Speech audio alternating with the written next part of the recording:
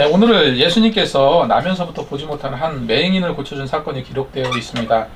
요한복음에서는 예수님께서 행하신 일을 기적이다, 이적이다 이렇게 표현을 많이 하고 있는데, 복음서에는 기적이다, 이적이다 이렇게 표현하고 있는데, 요한복음에는 독특하게 표적이라는 단어를 사용했어요. 헬라어로 세메이온이라는 이 단어인데, 기적이다, 이적이다 이렇게 표현하지 않고 이 표적이라는 말을 주로 이제 사용했다, 이렇게 예전에 처음에 이제 한번 말씀을 드린 적이 있습니다. 그래서 요한복음에 기록된 이 표적은요, 하나님의 영광과 신성을 증거하는 하나님의 계시가 구체화된 그런 행위의 의미로 쓰여졌다, 이렇게 말씀을 드렸던 적이 있습니다. 그래서 한마디로 요한복음서에서 쓰인 표적이라는 단어가 들어간 사건들은 예수님께서 하나님이라는 증거를 보여주고 있는 표현이에요. 다시 한번 말씀드립니다. 요한복음에서 표적의 사건, 예수님의 표적의 사건이다 이렇게 표현된 거는 예수님의 신성을 표현한, 다시 말해서 예수님께서 하나님이라는 그 증거를 나타내기 위해서 쓰였다, 이렇게 말씀드릴 수 있습니다. 요한복음에는 이런 표적의 사건이 총 8가지로 기록되어 있습니다. 첫 번째가 요한복음 2장에 나와 있는 물로 포도주를 만든 사건이죠. 그 물로 포도주를 만든 사건을 이적이다, 기적이다 이렇게 표현하지 않고 표적으로 이렇게 표현을 했습니다. 그리고 요한복음 4장에 왕의 신하의 아들을 고쳐준 사건도 표적이라는 용어가 사용되어 있고, 5장에 베데스다 연못가에 38년 동안 질병으로 인해 고통받고 있던 자를 일으켜 세운 사건이 있었죠. 거기에서도 표적이라는 단어가 사용되었습니다. 그리고 요한복음 6장에 보면은 오병이어 사건이 있죠. 그리고 물 위로 걸어오신 사건이 있습니다. 이 역시도 표적이라는 단어를 사용했어요. 그리고 오늘 9장에 있는 말씀이죠. 선천적으로 앞을 보지 못하는 맹인을 치유한 사건이 있는데, 여기도 표적이라는 단어가 사용됐습니다. 그리고 요한복음 11장에는 죽은 나사로를 살리는 사건이 있습니다. 죽은 나사로를 살린 사건 역시 표적이라는 단어가 사용되어져 있다는 거예요. 요한복음에 이렇게 8가지 표적이라는 단어가 사용됐는데, 한 번 더 복습해서 말씀드리면 표적이라는 단어를 사용한 이유가 뭐라고 그랬죠? 예수님께서 하나님이라는 증거의 표현으로 표적이라는 용어를 사용했다, 이렇게 기억하시면 될 것 같습니다. 그래서 오늘 나면서부터 보지 못하는 맹인을 치유한 사건, 이 사건은 요한복음에 기록된 8가지 표적 중에서 7번째 표적의 사건이라고 볼 수 있죠. 특별히 저는 오늘 이 말씀을 통해서 죄와 질병에는 어떤 연관성이 있는지 성경적으로 살펴보고자 합니다. 죄와 질병과의 어떤 연관성. 보통 사람이 죄를 지으면요, 벌을 받는다라고 생각해요. 이거는 굳이 성경에 있는 말씀이 아니어도, 하나님이 아니어도요, 인간이 가지고 있는 보편적인 도덕률이에요. 나쁜 짓을 하면 벌 받는다, 이거는 도덕률이라는 거죠. 그래서 좀 안 좋게 나쁜 짓 하는 사람들을 뭐라고 이야기합니까? 저 천벌을 받아 죽을 놈이라고도 안 하죠. 돼질놈, 이렇게 표현을 해요. 이렇게 말하기도 합니다. 누군가에게 해를 가하면 그 가한 당사자가 어떻게 된다는 거예요? 벌을 받는다는 거예요. 그리고 그 사람, 나쁜 짓을 하는 그 사람을 놓고 많은 사람들이 분노를 합니다. 실제로 죄를 지으면 벌도 받아요. 우리가 가진 도덕률이 아니라 할지라도 사람에게 상해를 입히거나 살인을 하거나 하면은 실제로 법에 의해서 벌을 받죠. 얼마 전 뉴스에 보셨겠지만 이은혜 사건 기억나시죠? 이렇게 악랄하게 정말로 뽑아먹을 거 다 뽑아먹고 보험금 8억을 타내기 위해서 수차례 살해 공모까지 하고, 결국 개국에서 이제 그 남편을 죽게 만들었잖아요. 근데 엊그저께 법원 1심 공판이 있었는데, 이은혜는 무기징역, 그리고 동거남이었던 조연수가 징역 30년형이 이제 판결이 났다, 이런 기사를 보게 됐습니다. 근데 일반 판사들 얘기 들어보니까요, 실제 예상보다 굉장히 과도하게 나왔대요. 실제 예상치보다 과도하게 나왔다는 의견도 있습니다. 하지만 판사는 줄 수 있는 최고 형량을 주었다, 이렇게 말하더라고요. 이처럼 죄를 지으면 뭐를 받아요? 벌을 받습니다. 근데 왜 사람은 질병으로 고통받을까? 그 질병은 이런 죄와 관계가 있는 것일까, 없는 것일까? 그걸 살펴보자는 겁니다. 이 성경 말씀이 중요하니까 성경에 뭐라고 기록되어 있는지가 굉장히 중요하겠죠. 오늘 이 치유의 사건을 먼저 정리해 보겠습니다. 오늘 치유의 사건을 통해서 예수님께서 이렇게 길을 걸어가시다가 한 사람을 보게 됩니다. 근데 그 사람은 태어날 때부터, 날 때부터 맹인이었어요. 앞을 보지 못하는 사람이었습니다. 날 때부터 맹인이었던 사람이기 때문에 많은 사람들이 그를 보면서 어떻게 생각했냐면 비참한 존재로 여겼어요. 비참한 존재로. 그렇게 보는 이유는 분명 죄 때문에 저렇다. 부모의 죄 때문에 그렇다. 이렇게 생각했다는 것이죠. 그리고 그 시선이 질병은 죄로부터 왔다는 그 인식을 가지고 있었다는 것을 짐작해 볼 수 있는 거죠. 그때 예수님은요, 이 사람이 보지 못하는 것은 죄의 문제가 아니고 하나님이 하시는 일을 나타내고자 합니다라고 이렇게 말씀을 하셨어요. 그리고 침을 뱉어서 진흙으로 이겨서 눈에 바르시고 실로암 목가로 가서 씻어라 이렇게 명하셨죠. 그래서 그렇게 했더니 태어나서 단 한 번도 세상을 보지 못했던 그가 눈을 떴다는 겁니다. 그런데 그 눈을 고친 그날이 하필은 안식일이었어요. 바리새인들과 율법자들, 그 바리새인들은요, 저자가 안식일을 제대로 지키지도 않고 이런 일을 행했다 하면서 이 기적은, 이렇게 일어난 기적은 결코 하나님으로부터 온 것이 아니다 이렇게 여겼다는 거죠. 그리고 고침받은 맹인은 바리새인들의 소동 이후에 예수님을 다시 만나게 되었고 예수님을 믿게 되었습니다. 그런데 이런 오늘 내용 중에서 제가 질병의 원인을 거론한 이유는요, 제자들이 예수님께 한 질문에서 비롯됐어요. 예수님이 제자들과 함께 길을 가셨는데 단 한 번도 바깥 구경을 해보지 못한 맹인을 보게 되었는데 제자들이 예수님께 이렇게 질문합니다. 9장 2절에 있는 말씀입니다. 라삐여, 이 사람이 맹인으로 난 것이 누구의 죄로 인함이니까? 그의 부모니까? 이렇게 말하고 있는 거예요. 당연히 태어나면서부터 맹인이었기 때문에 죄라는 것을 잘 모르겠죠. 그러면 죄로 인해서 이렇게 된 것 같은데 누구의 죄 때문이냐? 그의 부모가 무슨 큰 잘못을 저질러서 그랬던 것입니까? 이렇게 물어본 겁니다. 제자들이 예수님께 질문한 것은 저 사람이 태어나면서 맹인이 되었는데 그 근본적인 맹인이 된 이유가 뭐냐 이런 것이 아니라 맹인이 앞을 못 보는 이유는 당연히 죄 때문이라고 생각을 했던 거예요. 그리고 그 죄의 근원이 어디에서 왔는가? 부모 죄 때문이냐 아니면 자기가 그래도 살아가면서 지은 죄 때문이냐 이렇게 묻고 있었던 겁니다. 이 유대의 어떤 이 사상을 보면요, 유대 랍비들은요 사람이 태어나기 전부터 또 이미 영혼이 있었다라고 믿었고요. 그래서 유대인들은 대체로 태어나기 전부터 영혼이 있는 상태, 태어나기 전부터 영혼이 있는 상태의 문제를 묻는 것은 별로 이상한 일이 아니었다고 그래요. 그래서 유대인들은 통념상 소경이 되는 것, 그리고 문둥병 같은 질병에 걸리는 것은 당연히 죄의 문제로 봤던 거예요. 그래서 그 질병이 걸린 그 자가 부모로부터 이런 죄를 받았을 것이다 라고 판단을 하고 예수님께 물었던 거죠. 선천적으로 태어나자마자 앞을 보지 못하는 맹인인 경우 유전적인 이유가 크기 때문에 그렇게 생각을 한 겁니다. 근데 우리가 이제 이런 것을 이제 지금 일어나는 현상적인 것을 봤을 때 그게 맞는 것 같다라고 판단이 될 때도 가끔 있어요. 아프리카 일부 지역에서 유독히 선천적으로 맹인이 많아서 그걸 검사를 했다고 그래요. 아프리카 일부 지역에 굉장히 선천적인 맹인들이 많아서 그래서 이제 뭐 사회적 상황이라든지 어떤 풍토적인 어떤 부분 그리고 유전적인 이유들을 조사를 해봤다고 합니다. 그 조사를 하면서 그 가계를 다 이제 조사를 했겠죠. 그랬는데 놀라운 특징을 하나 찾게 되었는데 그렇게 그 지역에 유독히 선천적으로 맹인인 사람이 태어난 그 사람들을 추적해 보니까 그의 부모의 직업이 대부분 창녀였다는 거예요. 창녀. 이 한 가지 예로 모든 것을 그거다라고 말할 수는 없는 거죠. 근데 부모의 죄가 자녀로 유전되는 게 아닌가 이런 생각이 들 수도 있어요. 구약 성경에도 실제로 개인에게 임하는 질병이나 고난당하는 것이 그의 부모의 죄 때문으로 나타나는 경우가 많이 있습니다. 예를 들어 출애굽기 20장 5절 말씀을 보면 내 하나님 여호와는 질투의 하나님인즉 나를 미워하는 자의 죄를 갚되 아버지로부터 아들에게로 3, 4대까지 이르게 하거니와 이렇게 기록하고 있습니다. 죄를 갚는데 아들에서부터 아들까지 아버지로부터 아들까지 3, 4대까지 이르게 한다. 이 말씀 때문에 더욱더 죄는 유전적인 요인이 있을 것 같다라고 생각할 수 있어요.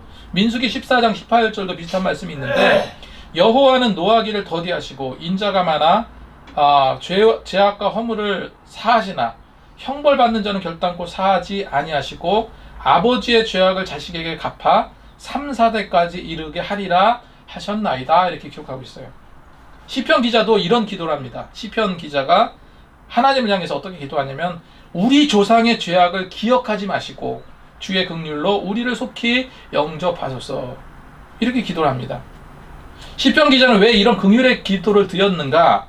그 앞에 뭐라고 말합니까? 우리 조상의 죄악을 이미 돌아가신 분인데 우리 조상의 죄악을 기억하지 말라 했으니 이 시편 기자의 생각은 뭡니까? 하나님은 모든 것을 기억하시는 분이고 조상들의 죄를 기억하시는 분이고 그 죄가가 그 후대에 벌하시는 분으로 이렇게 생각했던 것 같아요. 그죠?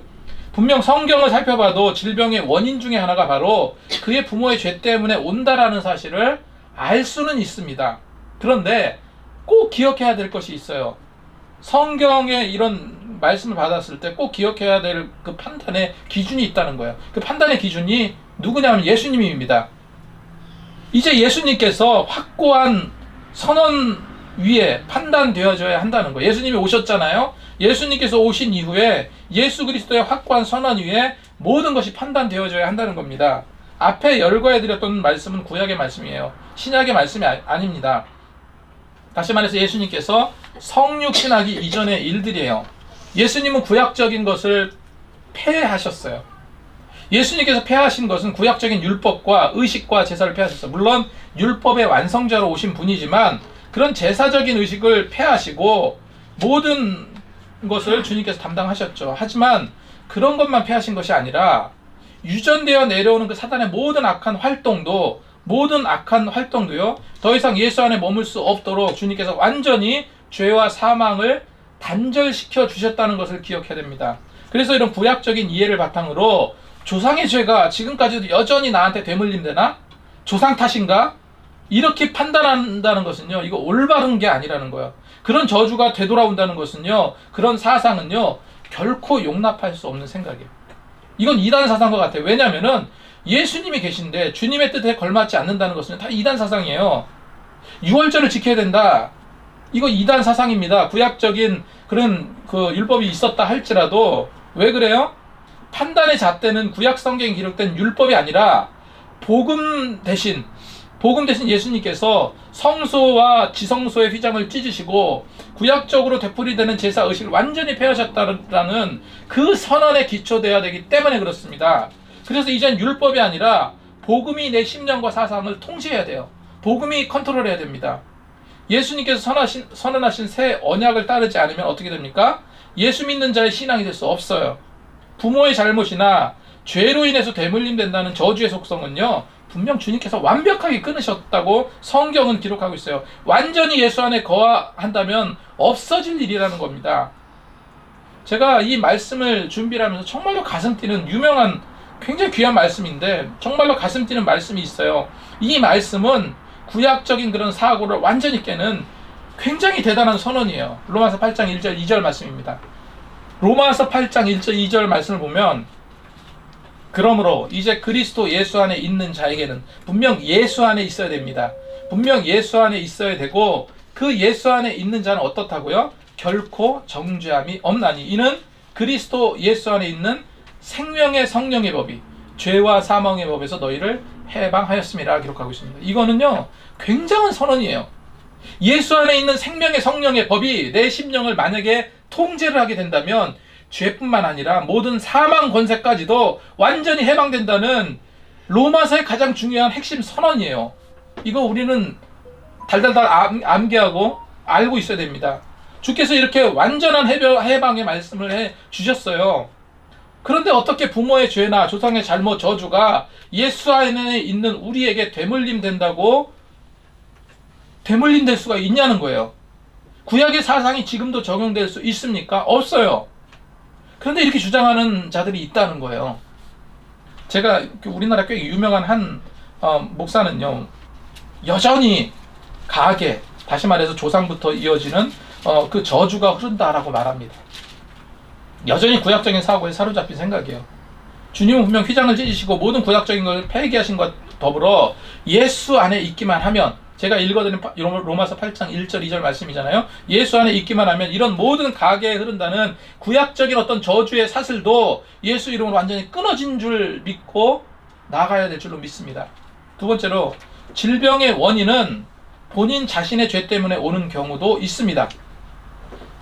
근데 예수님께서 그렇게 인정하셨기 때문에 그래요. 예수님께서 질병의 원인이 자신의 죄 때문이라고 말씀하신 경우가 복음서에 두 군데가 나옵니다. 요한복음 19장 14절 말씀에 베데스다 호숫가 38년 된 병자를 치유하실 때 예수님께서 그런 말씀을 하셨고, 또 한 가지는요, 중풍병자가 지붕을 뚫고 내려오죠. 지붕을 뚫고 내려와서 예수님 앞에 보입니다. 그때 예수님은 그 질병을 치유해 주셨어요.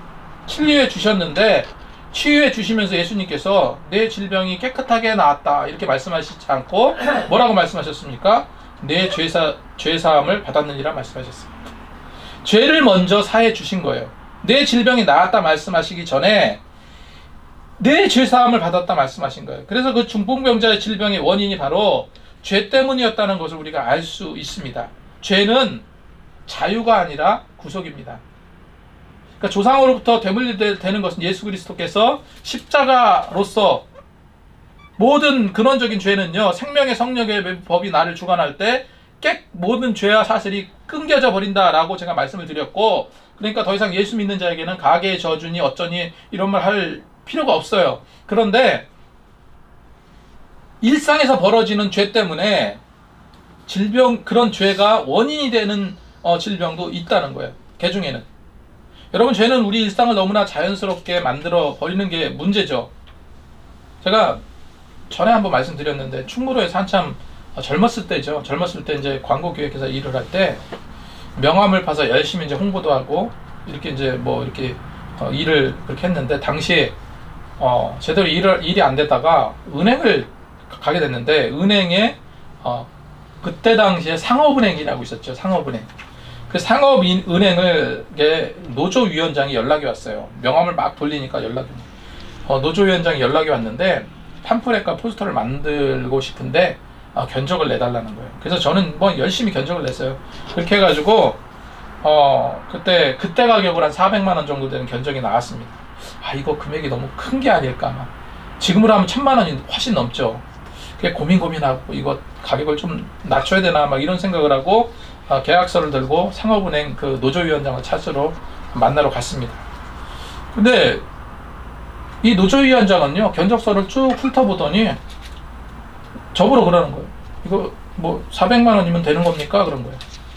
그래서 제가 이제 좀 더 깎아드려야 되나 이런 생각으로 속으로 하고 있는 도중에 좀 더 제가 DC를 해드려야 되나요? 이렇게 물었더니 아니에요.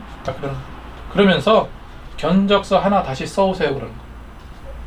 그러면서 뭐라고 이야기하냐면은 견적서 400이면 제작해 주신다고 했으니까 견적서를 800으로 쓰세요.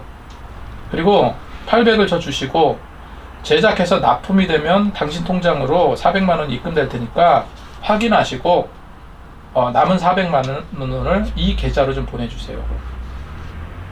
계좌번호를 적어준 겁니다. 너무 능숙했어요. 너무 능숙하고 아무 거리낌도 없이 말하는 걸 보고 저는 할 판을 잊었어요. 누가 봐도 이거는 뭔가 좀 불법적으로 돈을 유용하는 거잖아요. 그죠?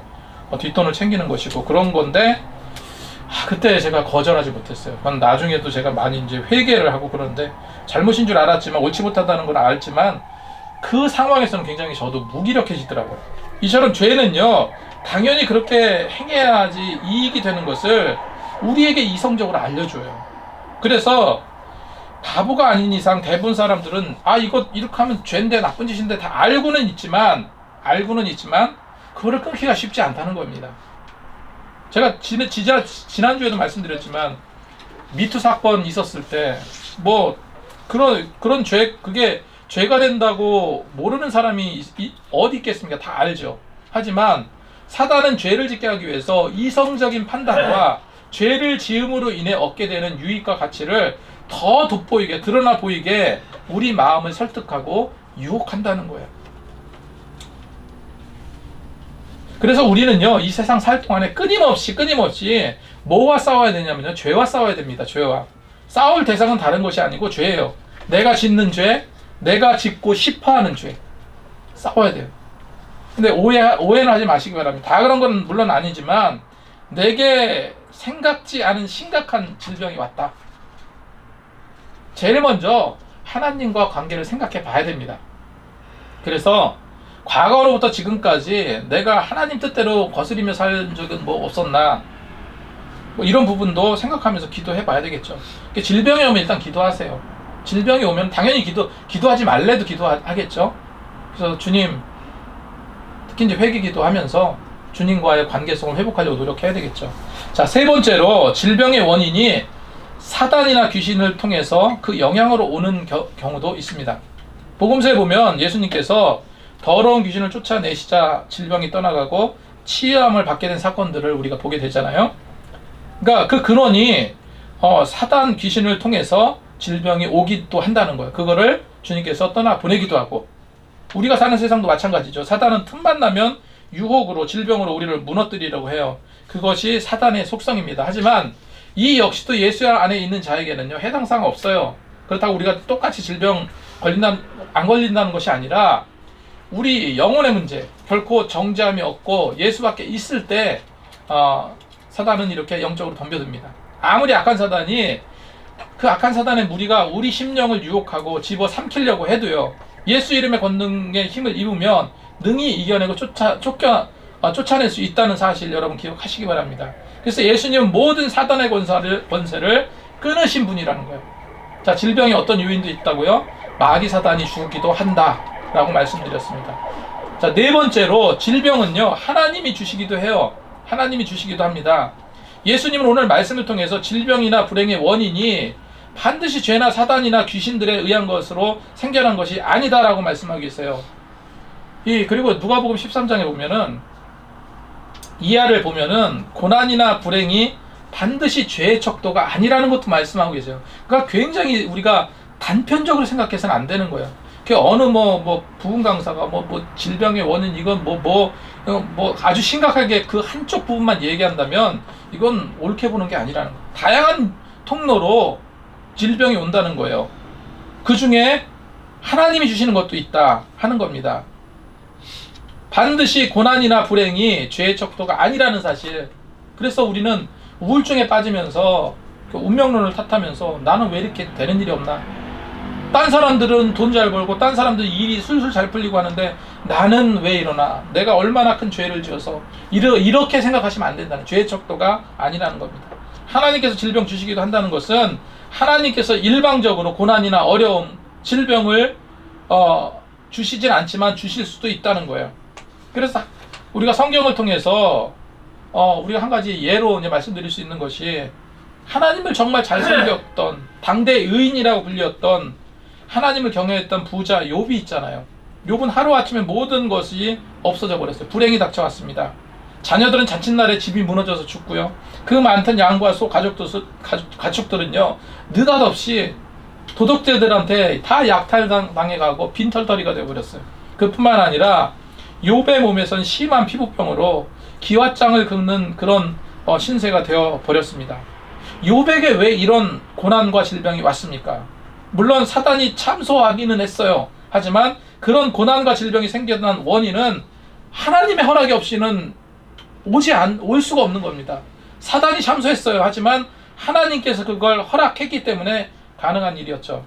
이 경우에 욥은요, 하나님을 더욱더 분명히 알도록 하기 위해서 하나님께서 질병을 주신 겁니다. 바울의 경우도 마찬가지예요. 여러분, 사도 바울이 하나님 일을 굉장히 열심히 했죠. 복음사역 전하기 위해서 그렇게 애를 썼습니다. 바울의 경우는 믿음을 더 견고하기 위해서, 교만하지 않게 하기 위해서 정말로 바울은 몸부림을 많이 쳤어요. 올 때 많은 사람이 이렇게 성교지 돌 때마다 바울 선생이 왔다 하면 얼마나 대접을 해줬겠습니까? 우리 로마서 사도행전 끝자락에 보면 로마의 성도들이 어떻게 해요? 무슨 광장까지 나와서 바울을 마중하잖아요. 근데 단 한 번도 바울을 본 사람이 없어요. 로마에 간 적이 없기 때문에, 바울이 로마에 갔었을 때는 로마의 성도들은 바울을 알지 못합니다. 알지 못했는데 바울에 대한 바울이 어떤 사람이라는 것을 다 알았기 때문에, 그 소문 때문에 바울 선생이 로마에 온대 했기 때문에 그 믿는 자들이 모여서 마중 나가자 해서 수많은 믿는 자들이 바울을 마중해 하잖아요. 그 정도로 바울은 그렇게 많은 사람들에게 존경을 받았던 그런 사람이에요. 그렇기 때문에 그런데 바울에게 뭐가 있어요? 질병이 있었습니다. 근데 교만하지 않게 하기 위해서 몸부림치면서 기도했어요. 그런데 이상하게 하나님께서는 바울의 질병을 걷어가시지 않으셨어요. 고린도후서 12장 7절 9절 말씀 보면 바울이 이렇게 말합니다. 여러 계시를 받은 것이 지극히 크므로 너무 자만하지 않게 하려고 내 육체에 가시 곧 사탄의 사자를 주셨으니 기록하고 있습니다. 사탄의 사자를 주셨다는 말이 뭐예요? 사탄의 사자를 주셨으니 했어요. 주셨으니. 그 누가 준 겁니까? 그럼 사람이 줄 수 없잖아요. 사탄의 사자를 줬다는 것은 하나님이 줬다는 거. 그런 거를. 이는 왜 이제 그 이유를 말합니다. 바울이 이제 하나님과 계속 교통했던 사도였기 때문에 하나님의 뜻을 너무 잘 알죠. 이런 걸 왜 뽑아가시지 않나? 바울은 이렇게 말합니다. 이는 나를 쳐서 너무 자만하지 않게 하려 하심이라. 하나님의 뜻을 정확하게 알고 있었습니다.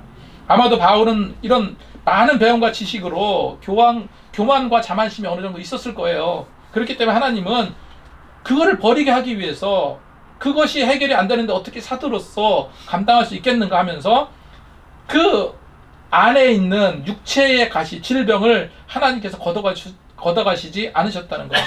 그래서 바울은 또 이렇게 성경에 이렇게 고백합니다. 이것이 내게 너무 힘들다는 거예요. 이 병이. 그래서 이것이 내게서 떠나가게 하기 위해서 내가 3번 주께 간구하였더니 3번 주님께 간구했다고 그랬는데요. 이거는 기도를 딱 3번 한 게 아닙니다. 3번은 완전 숫자예요. 성경에서 말하는 것은 계속 기도했다는 의미로 받아들여야 됩니다. 계속 간구한 거예요. 하나님 이 질병 떠나가게 해주세요. 떠나가게 해주세요. 간구했는데 하나님께서 응답을 주셨어요. 하나님께서 뭐라고 응답을 주셨냐면은 나에게 이르기를 내 은혜가 족하도다. 이는 내 능력이 약한 데서 온전하여짐이라 이렇게 말씀하셨던 거예요. 그래서 바울은 그 몸부림치면서 죽자 사자 고쳐달라 했는데 내 약함이 곧 강함이라 말씀하시면서 질병을 어떻게 했다는 거예요? 계속 몸 안에 두셨다는 거예요. 바울은요 죽었던 유두고도 살렸던 사람이에요. 죽었던 유두고도 창틀가에 있다가 떨어진 그 유두고도 살렸던 바울인데 그랬던 능력에 치유의 능력이 있었던 바울인데 고작 그 몸속에 있는 가시 하나 뽑아내지 못한다는 게 말이 안 되잖아요.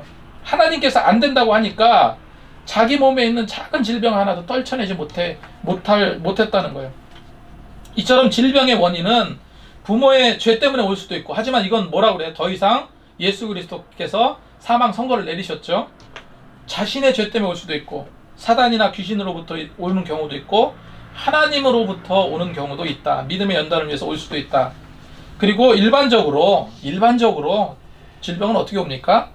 유전적인 이유, 그 사람의 어떤 성품에 따라서 후천적으로 자기 관리를 잘못해가지고 자기 관리를 잘못해서 또한 사고로 인해서 오는 경우가 많아요. 그런데 오늘 선천적으로 이 맹인을 보자는 거예요. 이 맹인은 지금 제가 설명드린 거와 전혀 다른 방식으로 질병이 왔어요. 선천적으로 앞을 보지 못하는 맹인의 경우는요, 제가 이제껏 설명드린 그 다양한 질병의 원인으로 온 것이 아니었습니다. 예수님은 이 사람이 선천적으로 앞을 보지 못하는 이유에 대해서 말씀하시는데 하나님께서 그를 통해서 하나님이 하시는 일을 드러내기 위함이다 라고 말씀하셨어요. 이렇게도 온다는 거예요. 이렇게도. 그러니까 어디 다리 하나가 뭐 그냥 장애가 있고 눈이 뭐 문제가 생기고 또 뭐 이렇게 뭐 하나 부족하고 나는 키가 짝달만하고 못생기고 막 이런 모든 것도 어떤 거예요? 그 나름대로 이유가 있다는 겁니다. 하나님께서 그를 통해서 하나님이 하시는 일을 드러내기 위함이다라고 기록하고 있어요. 3절 4절 말씀에 예수께서 대답하시되 이 사람이나 그 부모의 죄로 인한 것이 아니라 그에게서 하나님의 일을 하시는 일을 나타내고자 하심이라. 여러분, 하나님의 일이라고 그랬는데 그럼 하나님의 일이 뭐겠습니까? 한마디로 영혼구원입니다. 영혼구원. 나면서부터 소경된 이 사람이 눈을 뜬 사건은요, 기적의 사건, 아까 처음에 말씀드린 대로 표적의 사건이에요. 이보다 더 대단한 하나님의 일이 어디 있겠습니까? 나면서부터 소경인 사람을 눈을 뜨게 했다. 이게 사람이 할 수 있는 일일까요? 사람이 할 수 없는 일이에요.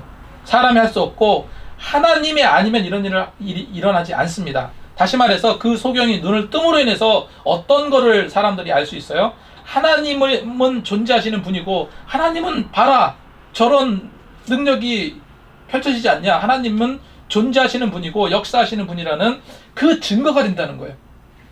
여러분, 하나님이 계시다는 증거는요, 이런 거 저런 거 볼 거 없이 이 돌아가는 자연만 봐도 알 수 있어요. 이거 증거들이에요. 세상의 증거, 모든 증거들입니다.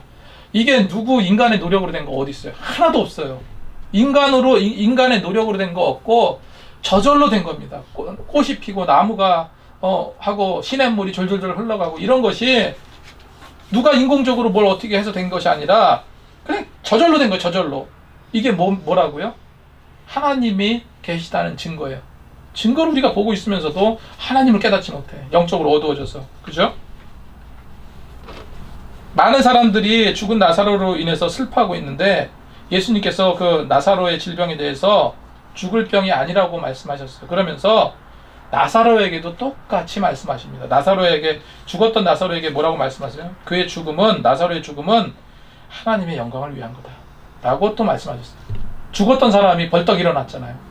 수족을 동인 채로 동굴에서 쩌벅쩌벅 걸어 나왔습니다. 그렇게 할 것이 하나님만이 하실 수 있는 일이잖아요. 하나님 영광을 드러낸 거다 말씀하셨습니다. 요한복음 11장 4절 말씀에 예수께서 들으시고 이르시되 이 병은 죽을 병이 아니라 하나님의 영광을 위함이요 하나님의 아들이 이로 말미암아 영광을 받게 하려 함이라 하시더라. 이렇게 기록하고 있어요. 여러분, 인간의 불행은 때로는 하나님께서 역사하시는 기회가 된다는 사실도 기억하시기 바랍니다.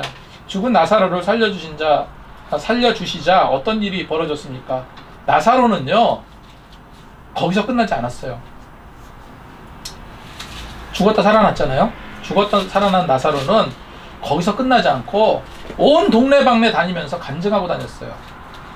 하나님께서 날 이게 고쳐줬다 간증하고 그래서 그 간증, 나사로의 간증을 듣고 죽게 돌아오는 자들이 많아졌다라고 성경은 기록하고 있습니다. 이렇게 많은 영혼들이 돌아오게 하는 것, 이것이 하나님의 일이고 하나님의 영광이 되는 일이라는 거예요. 그래서 오늘 나면서부터 맹인으로 살아야 했던 이 사람은요, 다른 유대인들이 생각했던 것처럼 결코 불공평한 삶에 그냥 내팽개쳐진 그런 인생이 아니라는 거예요. 더더욱 하나님의 의의를 드러내고 하나님의 영광을 드러내는 정말로 귀하고 아름다운 그런 존재라는 존재라는 사실을 여러분 기억하시기 바랍니다. 이제 우리가 적용하는 것이 중요해요. 우리 생각과 적용이 중요합니다. 모든 것에는 다 이유가 있어요. 원인이 없는 결과가 없습니다. 내 어떤 일상의 생활 가운데서 근원적인 문제가 해결되지 않는 경우도 있고, 풀릴 것 같은데 풀리지 않는 경우가 있고, 늘 기쁨이 없고 늘 그저 그런 삶, 그리고 늘 아픔과 질병으로 고통받는 삶, 경제적으로나 정신적으로 어떤 상황이든지 즐겁지 못하고 행복하지 못한 일들이 계속 반복된다면, 그것이 계속 이어진다면 그 원인을 놓고 반드시 기도하라는 거예요. 하나님께서 거기에 분명한 어떤 이유가 있을 거다. 그래서 하나님 도대체 왜? 라고 따져보시라는 겁니다. 분명 하나님은요, 우리의 간절한 기도를 들으시고 그 기도로 선명하게 응답해 주시고 앞으로 나갈 길도 이끌어 주시는 분입니다. 그래서 우리는 늘 반성과 회개가 필요한 거죠. 그래서 오늘 치유 사건을 통해서 내게 오는 모든 질병과 고통의 근원이 무엇인지 생각해 보시고 정말로 공평하신 하나님을 더 마음 깊이 그렇게 찬양할 수 있는 그런 성도님들이 다 되셨으면 좋겠습니다. 그래서 더욱더 하나님께 더한 감사를 드릴 수 있는 그렇게 하루하루를 살아가시는 저와 여러분이 되시기 바랍니다. 기도하겠습니다.